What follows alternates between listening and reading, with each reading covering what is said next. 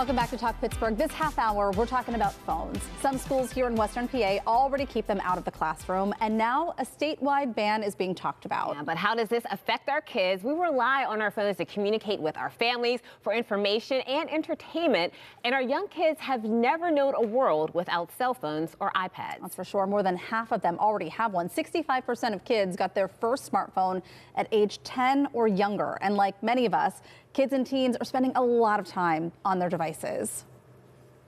One study found the median number of notifications teenagers get on their phone is 237 a day, and they use their phone for 4.5 hours a day, with 43 minutes of that time at school. Now, all of these numbers can feel overwhelming, and we just want what's best, as you know, for our kids, their health and their well-being. Absolutely. So today we're bringing in an expert. Lori Craner is the director of SciLab at CMU. Her book, Privacy Please, hopes to start this conversation with our youngest kids. We are so happy that you are here to help us have this conversation. Tell us about your book and why you wrote it. Yeah, so this is a book about privacy for children ages 4 to 6 or thereabouts. And I wrote it because there wasn't one. Yeah. I've done all this work in privacy, and I was looking for a book for children, and there wasn't one out there. And, you know, we think of kids and privacy, we automatically think alone time in the bathroom, which we know a lot of parents don't get. So it addresses some of those things. But in the book, you also talk about how our phones and some of our devices can be private for individuals as well.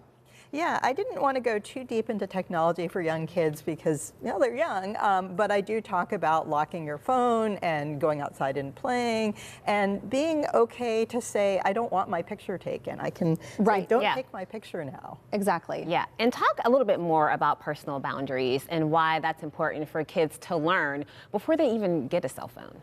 Yeah, so I mean, I think even just, you know, in the real world, kids need to know that it's okay for them to give themselves a timeout, that they don't have to be interacting with people all the time, and they can say, I want some privacy, please, and that's okay.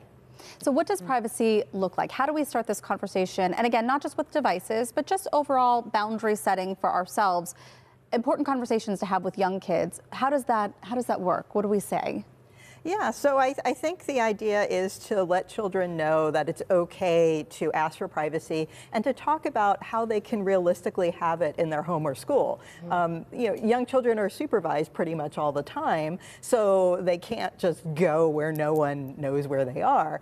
But I think within each household or school, adults can help children identify where they can go to have some privacy, whether it's a particular room or even, you know, under a table or, you know, in a corner of a room or something like that, you know, putting on headphones so you don't have to hear what's going on, things like that. Yeah. And what age are we talking about? Are we talking about as young as 4, maybe 6, 10? I don't know. And how do you start that conversation? Yeah, so I think you can start this conversation around age 3, 4 or so.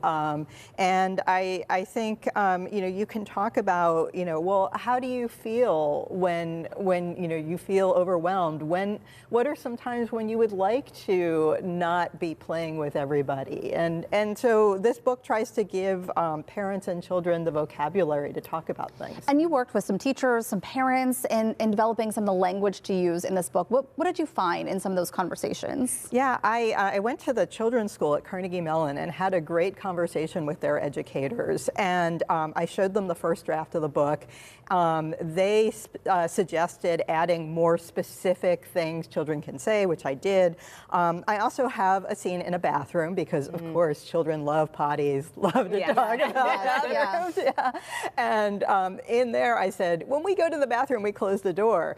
And the teacher said, well, in preschools, the bathrooms don't have doors. Yeah. And so I had to rethink that. And instead, I posed it as a question. What do you do to have privacy in the bathroom? And that depends on your bathroom and how old you are. And that can even start, especially when you have a 4, 5, 6-year-old, that's going to start that conversation just by asking that question to them in the book. Exactly. Really wonderful. Thank you so very much. Thank you. Great conversation. And if you are interested in purchasing a copy of Privacy Please, we have a link for you on our website. Go to kdka.com/talkpittsburgh. Good conversation. All right, still to come on the show, we're checking in with Barry Pintar in the newsroom for your first look at the KDKA Evening News. But next, we're keeping the conversation going about phones in schools. Does technology have its place in the classroom, or is old school the way to go?